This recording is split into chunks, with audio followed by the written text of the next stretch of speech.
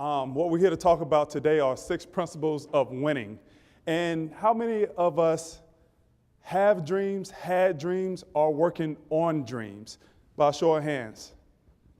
If you don't have any dreams, I was getting ready to point you out back there. If you don't have any dreams, man, sad existence. I think all of us have dreams, had dreams, or are working on our dreams. Can I tell you a little story about my dreams, some of the dreams that I had when I was young?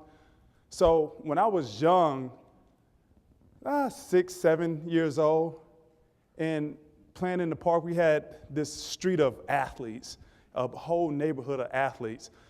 Quite a few of us went to the NFL. I think 3 people from our neighborhood went to the NFL. But I would be in the park at 6, 7 years old, just dreaming about being people like Tony Dorsett, your people like Jerry Rice. Randall Cunningham was my favorite. And of course, Walter Payton was one of those guys. So I thought very, very highly of myself as a 6, 7-year-old that I would be a Hall of Famer someday, because most of those guys are Hall of Famers. But here's the thing, when we do have dreams, there's some roadblocks to those dreams.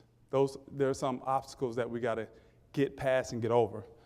So I had those dreams, but the reality was when I hit about 7, 8 years old, some of those dreams kind of turned into nightmares.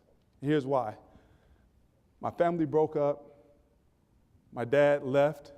My dad was my hero. My dad is my hero.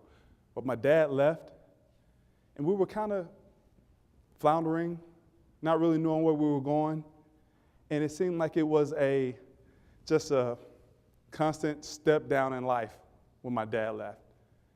And the first descent was really leaving this apartment, and this apartment was probably no bigger than 700 square feet, but it was the greatest apartment ever built. We had a pool table instead of a kitchen table, and I thought that was pretty sweet as a kid. But we moved to this neighborhood called The Bottom, and in The Bottom, this was a lower economic place in Lakeland, Florida.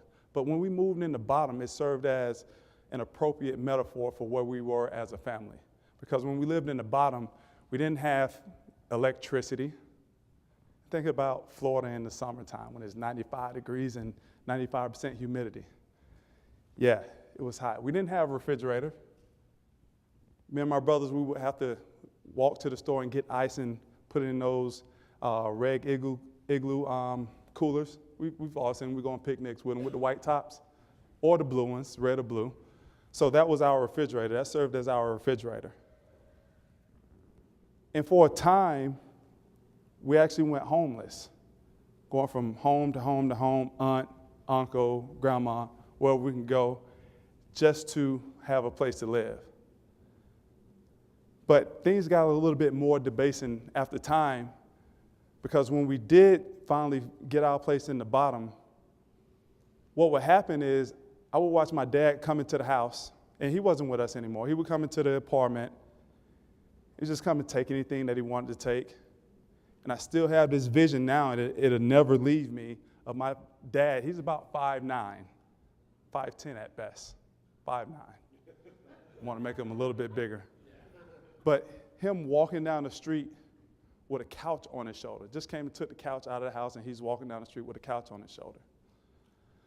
See, what I learned at that time about my father is that he was a hardcore drug addict. That's what I learned at that time when he would come and take whatever he wanted to out of the house. He was feeding his addiction. But even beyond that, I have 2 older brothers, 1 younger brother. My youngest brother wasn't there at the time. My oldest brother, he's a teenager at this time, and he's seen how everything was going on. So he decided, hey, I'm a teenager. I could do a little bit something about this. He took to the streets. So as a young kid, as a young boy, your 2 major influences in your life are usually your older brother and your dad. I got my older brother selling drugs and my dad on drugs. And this is enough as a young kid already to have to deal with. But coming up in my life, I would have to deal with just a little bit more and make a decision of who I was going to be and what I was going to be.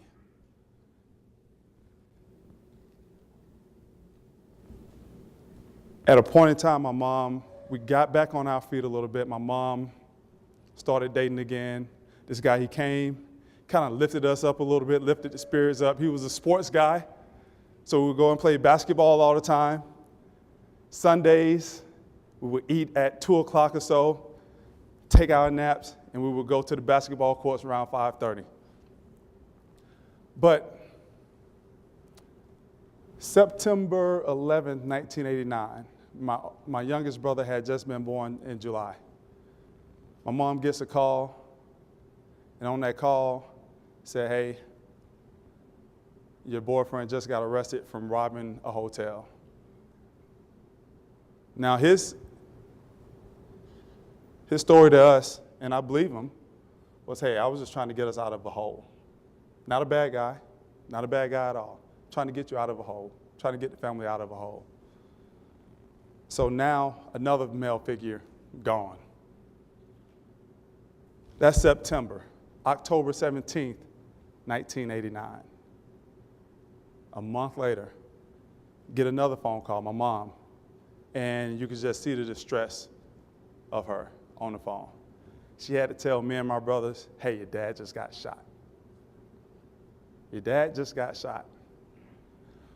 This was the third time this happened. But this time it was different. Because this time when he got shot with a 12-gauge shotgun. If you know anything about a 12-gauge shotgun, it ejects pellets when it comes out. When those pellets came out this time, it hit him in the face, blinded for the rest of his life. And for me as a young man, I used to walk around the home trying to figure out, how is someone blind? I used to walk around with blindfolds and just try to figure out, how is my dad, how is he going to function being blind? But that was like the least of the worries. Because when my dad finally got out of the hospital, he recovered from the gunshot wounds. He never saw the light of day again. But what he didn't recover from was his drug addiction. And me and my dad, we always had a really real relationship. No lies, no BS. He's gonna always tell it to me like it was. Sometimes good, sometimes bad. So when my dad got out of the hospital, yeah, he recovered from the gunshots, but he didn't recover from his addiction. So just imagine this. Imagine being blind, and imagine trying to smoke crack being blind. Hold a crack pipe, put the piece of crack on it, and light it. Can you imagine how difficult that would be? So what my dad would do whenever I was over my grandmother's house where he lived, he would pull me in the back room.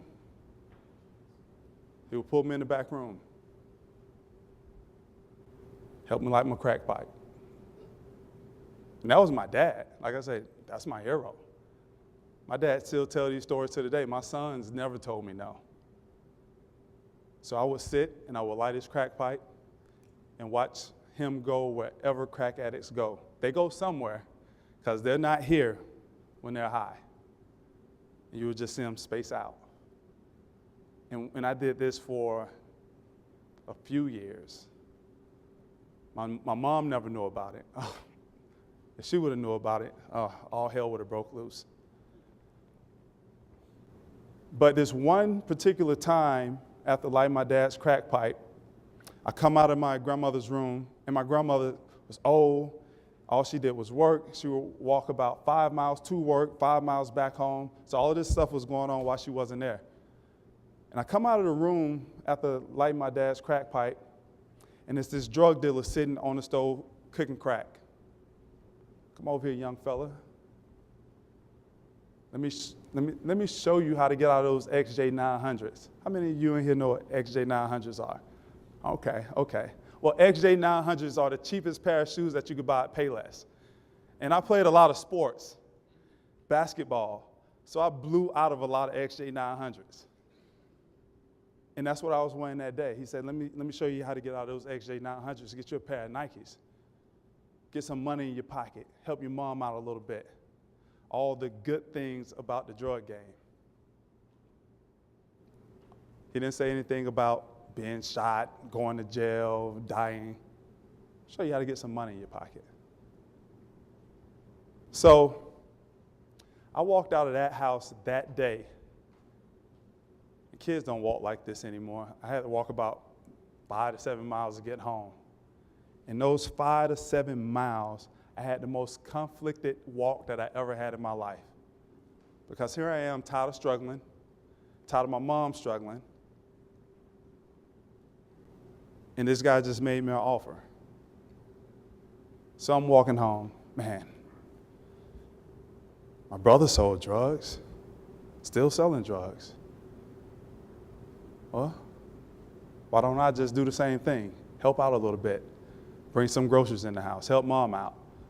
Hell, I know she's struggling. She's doing everything that she can. She just had another kid.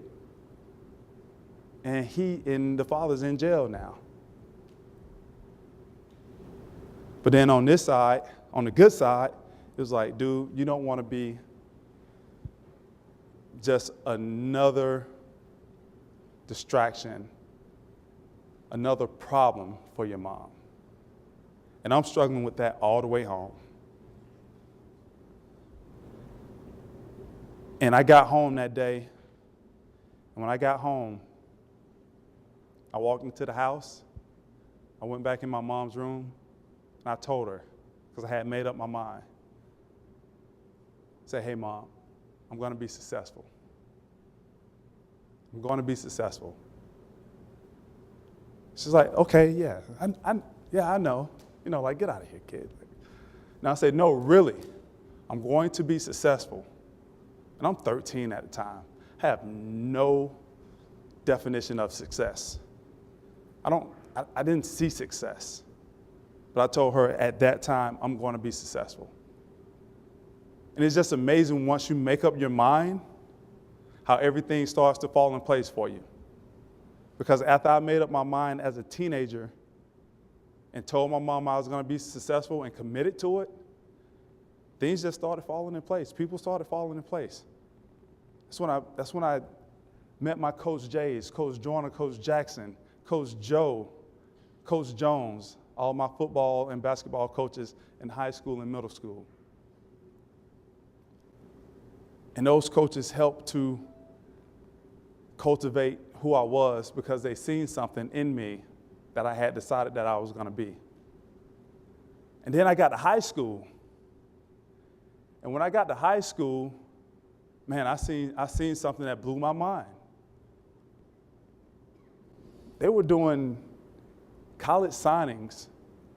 This kid is going to this college, that kid is going to this college, this kid is going to that college, and they made a big deal out of it for playing sports. So you telling me if I can be better than these people, I can go to college?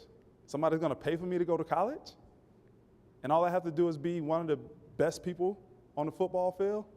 Oh, I'm in. I'm in. Because I seen this as a way to fulfill a promise. I had promised my mom I was going to be successful. I'm in. At that point, I was probably the most competitive person that you ever met. You can ask my kids when they come back here. I don't let them win.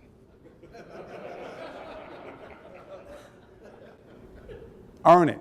Beat me, fair and square. And until you can do that, you will lose. Nobody said life was fair.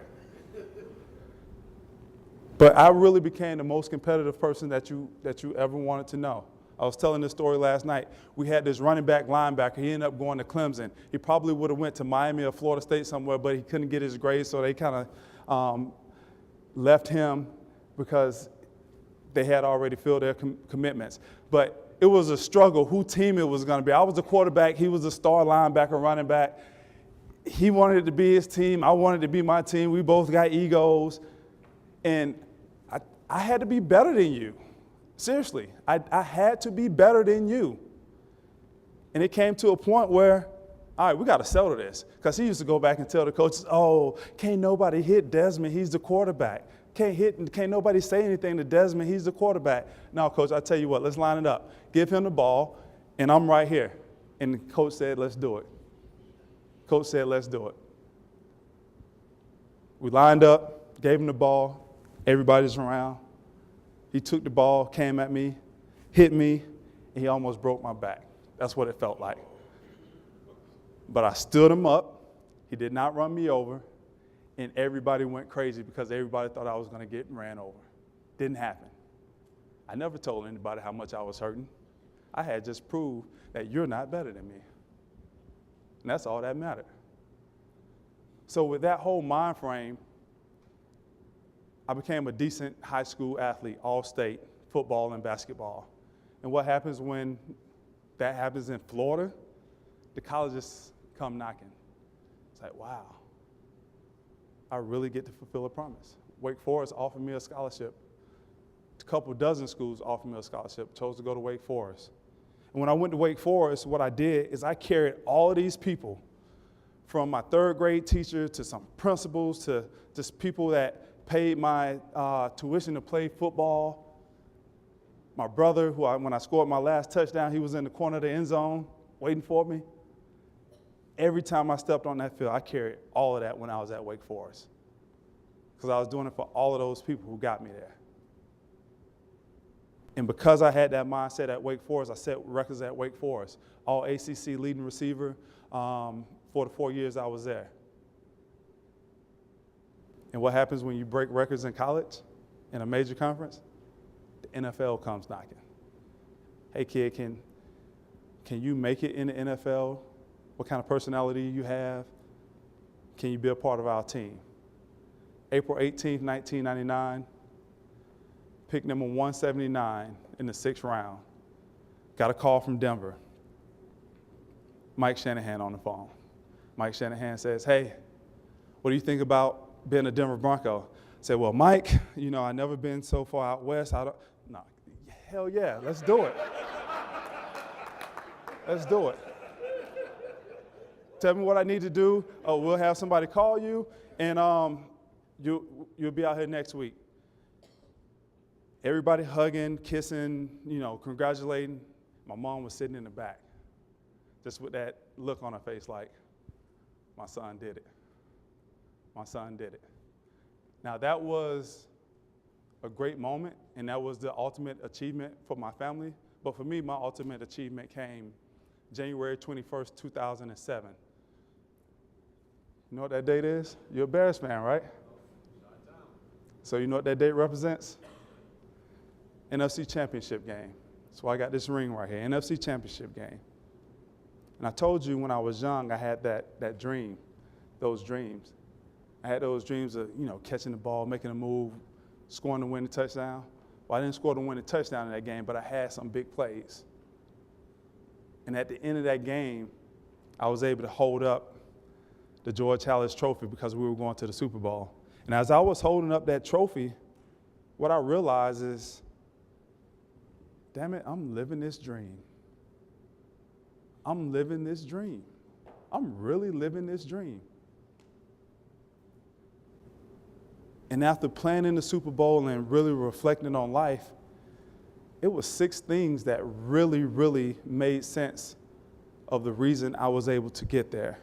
And these are the 6 principles of winning that I think if you apply them to anything in life, you'll be a winner. Number 1, I told you about Coach Joe. So I played quarterback, and when you play quarterback, you are an assumed leader. And he wanted me to get the team out on the practice field in the spring because the coaches can't be there. Yeah, coach, I got you. I'll do it. See, but after Ray Lewis left, we kind of stunk as a football team, but our basketball team was really good. So I was spending time on the basketball court and not on the football field because we were going to win there. We wasn't going to win on the football field. But I had promised Coach that I would do it. I wasn't doing anything, and I knew he was looking for me, and I was dodging him. Every time I seen him, I would hide. But it was this one time. Coach Joe is about 6'3" himself, about a Big Mac or Whopper away from being 300 pounds. And he wasn't always the nicest guy. He was a friendly guy most of the time, but if you crossed him, he wasn't the nicest guy. And Coach Joe seen me one time, and we locked eyes, and I couldn't hide. And I'm like, oh, crap, here it comes. And I wasn't this big when I was in high school. I was 185 pounds. We locked eyes, and I'm not going to say that Coach Joe choked me. I'm just going to say he applied firm pressure to my neck. And he ripped into me for a good few minutes. And the tears started coming down my eyes. But then what he said after that, he said, son, in this life, all you have is your word and your name. And once you lose that, you've lost everything. And that stuck with me. And that's principle number one. All you have is your word and your name. Because when we're out here with these clients, it's not really about Mass Mutual. It's about who you are and who they think that you represent in yourself. And all you have is your word and your name. And once you lose that, you lost it all, because that's your brand. Number two, the power of relationships. I told you when we were homeless, didn't have lights, my mom would always say, hey, as long as we have us, we have enough. We don't have a lot, but as long as we have us, we have enough. And we did. We never sweated anything. I don't know how or why, because I look back now and I'm like, oh, damn, we were in some situations that we shouldn't have been in. But then it didn't really matter, because all my mom would say is, hey, we have us, we have enough. And then after I thought about that for a while, and you talk about family, what if you just continue to cultivate that family, cultivate relationships, cultivate good friends? Well, the more family you have, the more you have. So those power of relationships, we all heard, it's not what you know, it's who you know. Principle number two, the power of relationships. Number three is going to come off as simple, but it's really not. Be self-motivated. And you hear this all the time, be self-motivated. You got to be self-motivated. You got to be a self-starter. But in truth, what most of us are, we're others motivated. We look at Tom and say, oh man, well, Tom's doing well, I'm not doing that well, so I don't measure up. Or Jane, Jane's not doing that well, I'm doing better than Jane, so I'm pretty good. But what Tom is doing and what Jane is doing really don't matter. What being self-motivated is really all about is, how good do I want to be? Regardless of Jane, Tom, Dick, and Harry.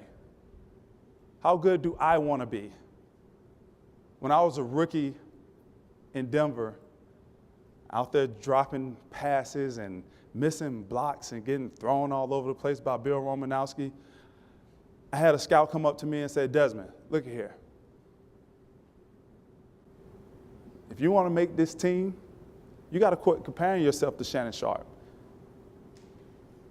You're not as good as Shannon Sharp. Some words I could use. No crap, I'm not as good as Shannon Sharp. He's a Pro Bowler. But his message was, I want you to go back to your room. I want you to look yourself in the mirror and tell yourself, how good are you going to be? He's like, then you got to do the hard part. How good are you now? He's like, every day I want you to come out here on this practice field and focus on one detail to get better every single day. I went from thinking that I wasn't going to be in the NFL for no longer than a camp to retiring 13 years later as a number 2 pass catching, receiving tight end in Chicago Bears history off of that one piece of advice.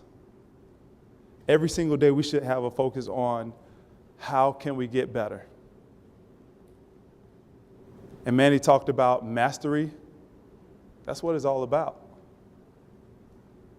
You're not going to come in as the master, but if you practice on one little thing every day and really, really focus on that and be intentional about it, you will become the master at some point.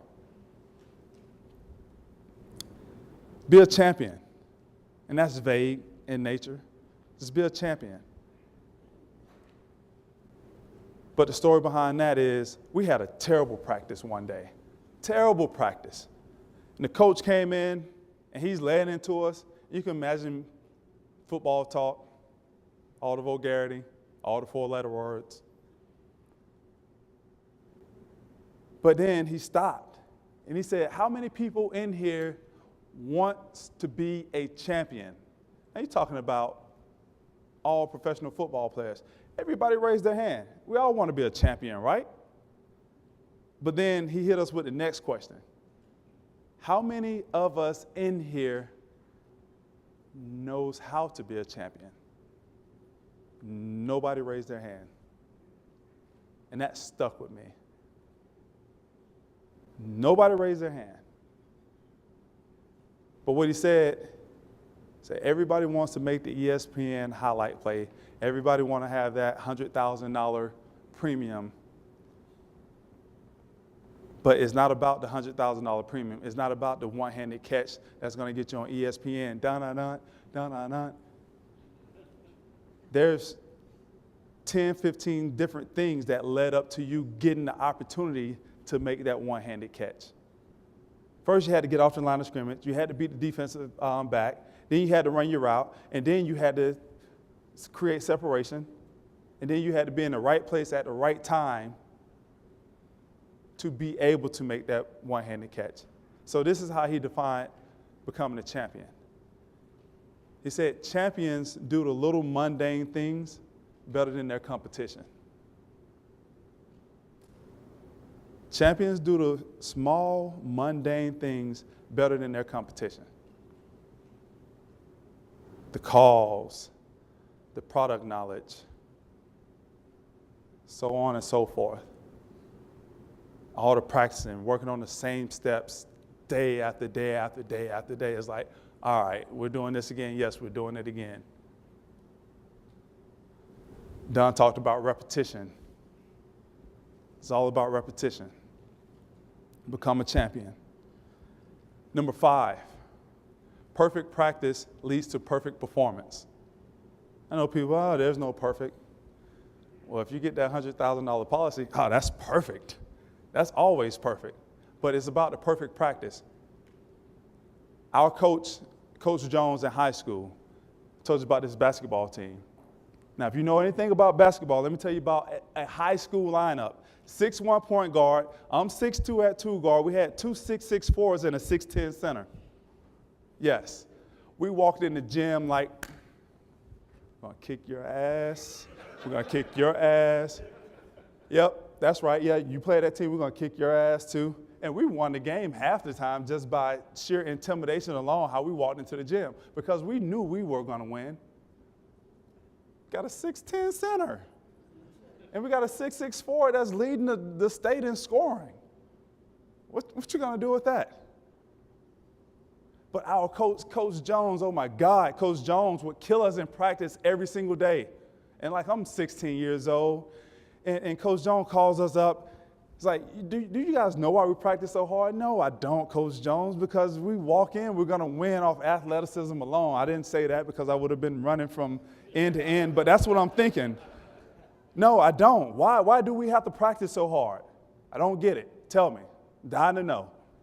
Coach Jones told us, he said, we have enough talent on this team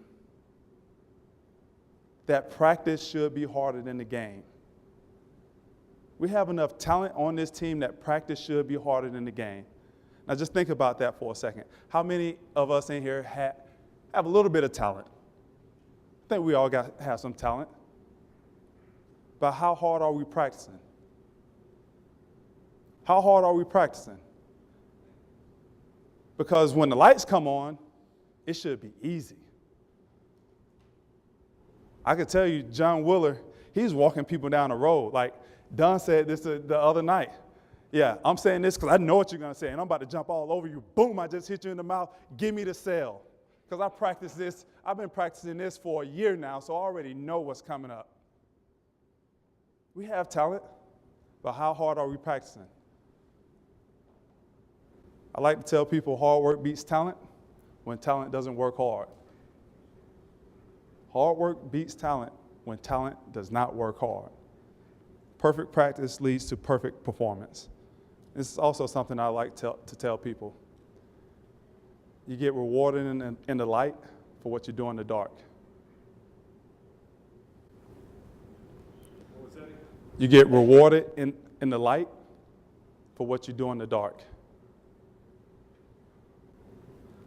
Last one, ignite your purpose, ignite your passion. I like to say purpose. Ignite your purpose. What's the purpose? Why are you doing it? Why are you doing it? Why you get up every day? For what? There's no right answer. There's no wrong answer. Some people get up just to do it for the money. Great. That's your purpose. That's your purpose.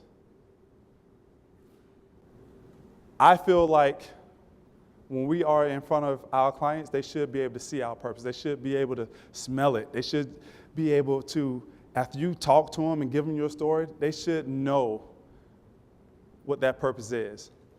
And there's 3 things that I really believe in. 3 things. And I love when they get confirmed with an email from one of my clients, or one of my prospects, or somebody who I'm trying to get referrals from. 3 things. First of all, I believe in faith, family, fitness, finances, and fun. Those are my 5 F's. Faith, family, fitness, finances, and fun. That's my focus every single day. I believe in something else. I believe in Proverbs 16:3. Commit all to the Lord, and He will establish your plans. And last, I believe in my purpose statement. There's a reason I get up every day. Because coming from where I came from, being homeless, being without, and those people who helped me get there, my 3rd grade teacher who told me when I was 28, she just came up and did an impromptu speech at my golf tournament and said, I've been following this boy every year of his life. He doesn't know this, but when he went to the 4th, 5th, 6th, 7th, 8th, 9th, 10th, all the way until he got up to high school, I called every one of his teachers. And I told them to take care of him. And then when I got to high school, she called her husband, who was the principal, and told him, if this boy don't go to college, you'll be sleeping on the couch. So it's people like Miss Wright that I wrote this purpose statement for. And my purpose statement, every day that I wake up, I'm living by it. With excellence being the standard, my purpose is to enhance the lives of others through any resource or through any expertise that I have available to me, with respect to my family, whom are primary. At every opportunity, transforming strangers and associates alike into extended family members. And I challenge anyone that I've ever come in contact with to say that that they couldn't feel that. That's my purpose. I found that purpose working here with Mass Mutual, because we do get to enhance the lives of others. Would you agree? Whatever your purpose is, go out and do it. And we have a wonderful way of doing that with Mass Mutual and the things that we do to enhance the lives of others. I appreciate y'all giving me time, and keep it going.